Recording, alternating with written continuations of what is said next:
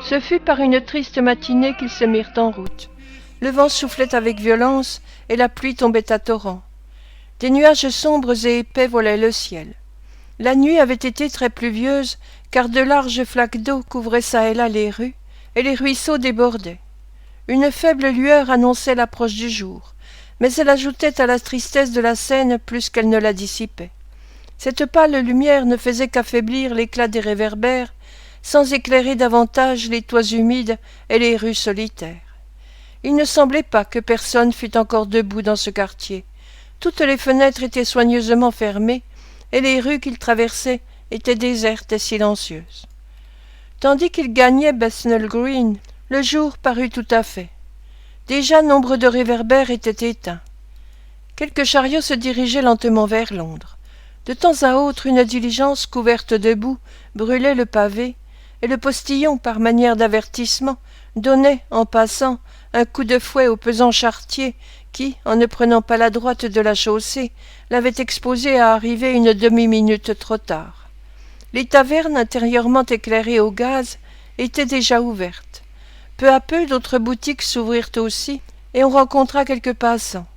Des bandes d'ouvriers se rendant à leur travail, des hommes et des femmes portant sur la tête des paniers de poissons, de petites charrettes de légumes traînées par des ânes, des voitures à bras pleines de viande, des laitières avec leurs seaux, enfin une file continuelle de gens se dirigeant avec des marchandises de toutes sortes vers les faubourgs à l'est de la capitale. À mesure qu'ils approchaient de la cité, le bruit et le mouvement ne firent que s'accroître, et quand ils enfilèrent les rues situées entre Shoreditch et Smithfield, ils se trouvèrent au milieu d'un vrai tumulte.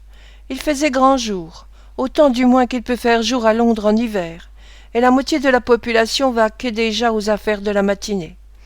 Après avoir quitté Sun Street et Crown Street et traversé Finsbury Square, M. Saïx prit par Chiswell Street, Barbican et Long Lane, et atteignit Smithfield, d'où s'élevait un vacarme qui remplit Olivier de surprise. C'était jour de marché. On avait de la boue jusqu'aux chevilles. Une épaisse vapeur se dégageait du corps des bestiaux et se confondait avec le brouillard dans lequel disparaissaient les cheminées. Tous les parcs, au milieu de cette vaste enceinte, étaient pleins de moutons. On avait même ajouté un grand nombre de parcs provisoires, et une multitude de bœufs et de bestiaux de toutes sortes étaient attachés en files interminables à des poteaux le long du ruisseau. Paysans, bouchers, marchands ambulants, enfants, voleurs, flâneurs, vagabonds de toutes sortes, mêlés et confondus, formaient une masse confuse.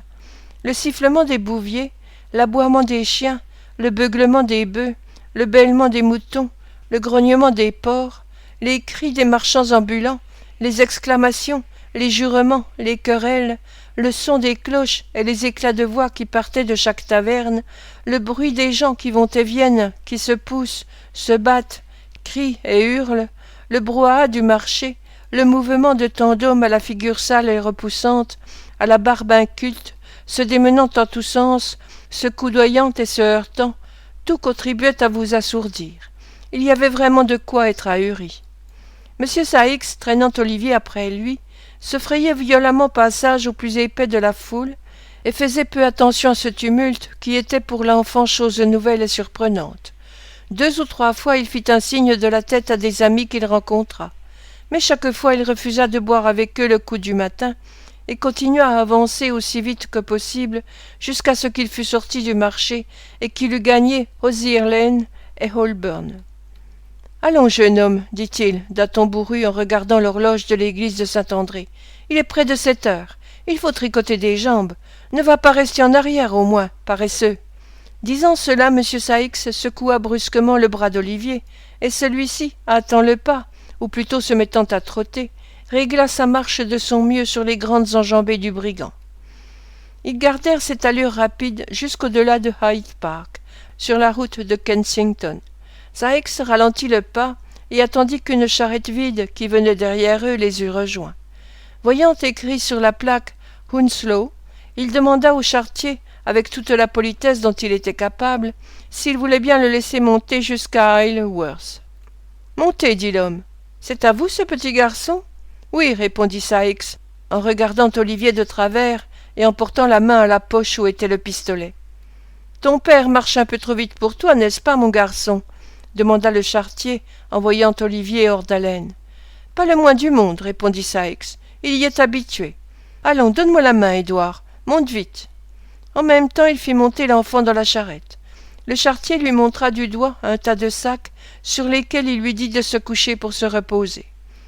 En voyant se succéder sur la route les bornes posées à chaque mille, Olivier se demandait avec étonnement où son compagnon avait dessein de le mener.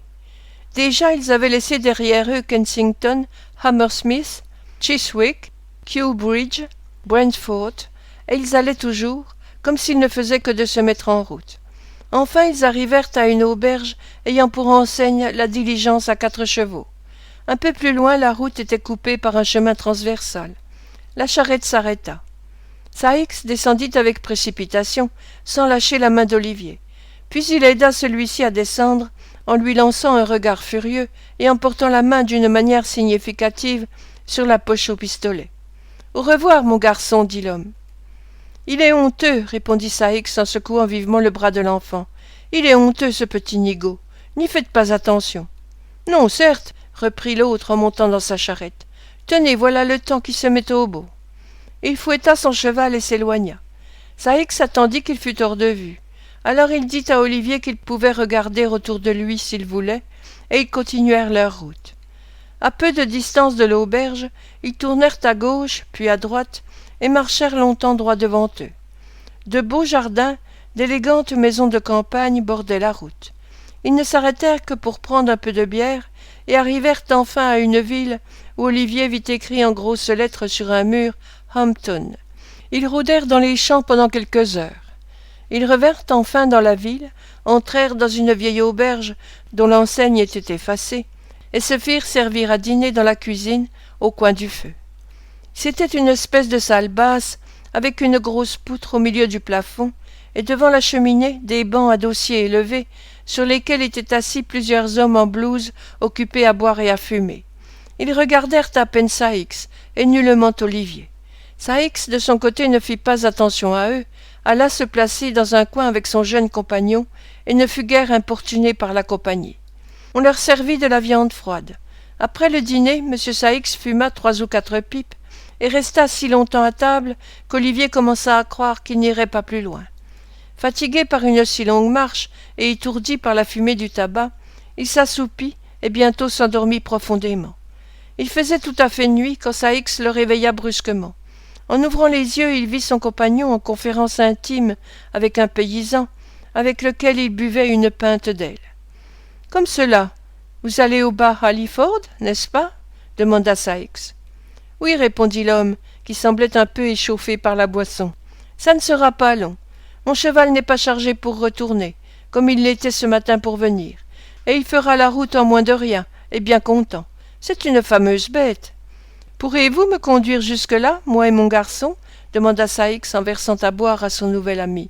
« Oui, si vous partez tout de suite, » répondit l'homme. « Vous allez à Halliford ?»« Je vais jusqu'à Shepperton, » dit Saïx. « Je suis votre homme jusqu'à ma destination, » reprit l'autre. « Tout est payé, Rebecca ?»« Oui, monsieur a payé, » répondit celle-ci.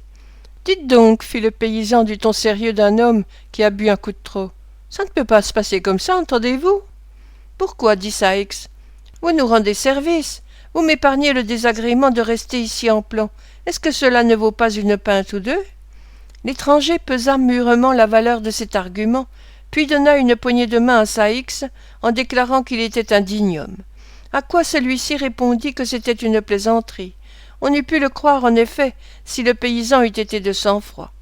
Après avoir encore échangé quelques politesses, ils souhaitèrent le bonsoir à la compagnie et sortirent, tandis que la servante rangeait les pots et les verres, et venait, les mains pleines, se planter devant la porte pour les voir partir. Le cheval, à la santé duquel on avait bu, était devant la porte attelé à la charrette. Olivier et Saïx y montèrent sans plus de cérémonie, et le paysan, après s'être répandu de nouveau en éloges sur son cheval, et avoir défié l'aubergiste d'en trouver un pareil, monta à son tour. Le garçon d'auberge prit le cheval par la bride, le mena jusqu'au milieu de la route. Mais à peine eut-il lâché la bête qu'elle se mit à faire un mauvais usage de sa liberté, à s'élancer de l'autre côté de la route et à se cabrer. Puis elle partit au galop et disparut comme un trait. La nuit était très sombre. Un épais brouillard s'élevait de la rivière et des marais alentour et se répandait sur les champs. Le froid était perçant. Tout était sombre et d'un aspect sinistre. Les voyageurs n'échangèrent pas une parole, car le conducteur s'était assoupi, et Saïx n'avait nulle envie d'engager la conversation. Olivier, blotti dans un coin, dévoré d'inquiétude et de crainte, croyait voir dans les arbres dont les branches se balançaient tristement autant de fantômes grimaçant au milieu de cette nature désolée. Comme il passait devant l'église de Sunbury, l'horloge sonna 7 heures. Une lumière brillait à la fenêtre de la maison du péage, et la lueur se projetait sur la route, juste assez pour laisser entrevoir un if qui ombrageait des tombes. À peu de distance, on entendait le bruit monotone d'une chute d'eau, et le feuillage du vieil arbre s'agitait doucement sous le souffle du vent de la nuit. On eût dit une musique monotone pour le repos des morts. Après avoir traversé Sunbury, ils se retrouvèrent sur la route solitaire. 2 ou 3 miles plus loin, la charrette s'arrêta. Saïx en descendit, prit Olivier par la main, et ils se remirent à marcher. À Shepperton, ils ne s'arrêtèrent nulle part, comme l'eût désiré l'enfant épuisé de fatigue. Mais ils continuèrent leur route par de mauvais chemins, au milieu de la boue et des ténèbres, jusqu'à ce qu'ils aperçurent les lumières d'un bourg voisin. En regardant attentivement devant lui, Olivier vit que la rivière coulait à leurs pieds et qu'ils arrivaient près d'un pont. Au moment où ils allaient s'engager sur ce pont, Saïx tourna brusquement à gauche et descendit au bord de l'eau. « La rivière !»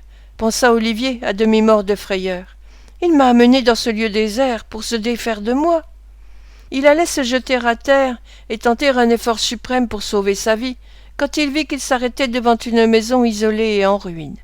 Il y avait une fenêtre de chaque côté de la porte délabrée et un seul étage au-dessus. Nulle apparence de lumière. La maison était sombre, dégradée et, selon toute apparence, inhabitée. Saïx, tenant toujours la main d'Olivier, se dirigea doucement vers la porte et poussa le loquet. La porte céda et ils entrèrent tous deux.